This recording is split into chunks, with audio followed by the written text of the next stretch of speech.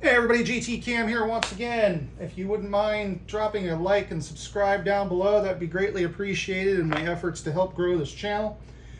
And today, our subject shall be locking extensions.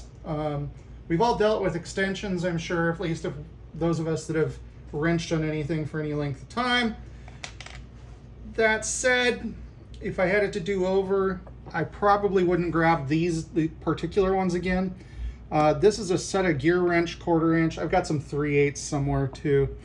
The idea behind these is obviously that you don't lose the sockets off of here. And I know some people don't necessarily like that, but, and especially since these aren't wobbly, I believe somebody makes some wobble extensions that are locking. I don't happen to have any. I might get some at some point.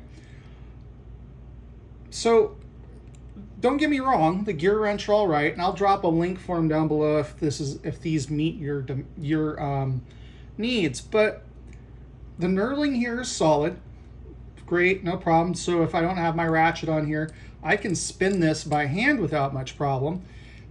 My concern with these is this colored piece right here. You'll see some of them have orange. I believe orange is the more common one now.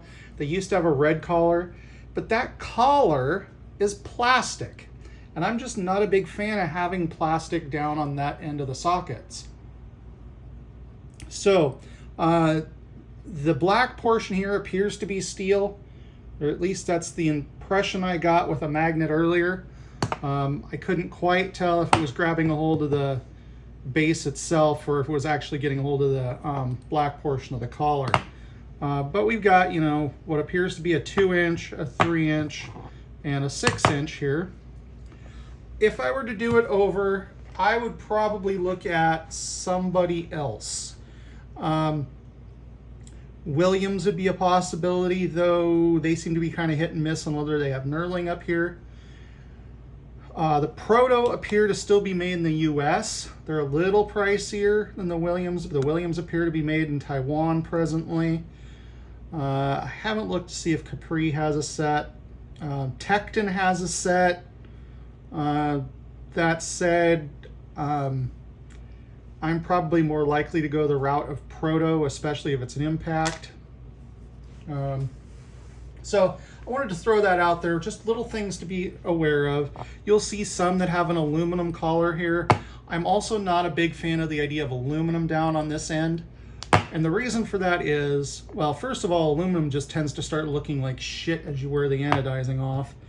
But also, when you have aluminum on here, on any of these sorts of tools, as that rubs on other parts of what you're working on, especially if they're harder materials, it's just going to chew that aluminum up, and now you're going to have high spots and or pokey pieces and shit like that that is going to possibly perforate your epidermal layer, i.e. skin, and have you bleeding all over.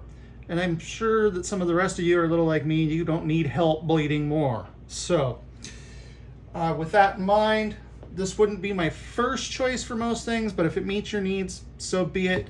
Run with your bad self. I'm just a little underwhelmed with these personally.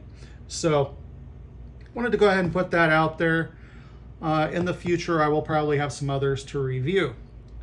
So with that in mind, y'all have a great time. GT Cam out.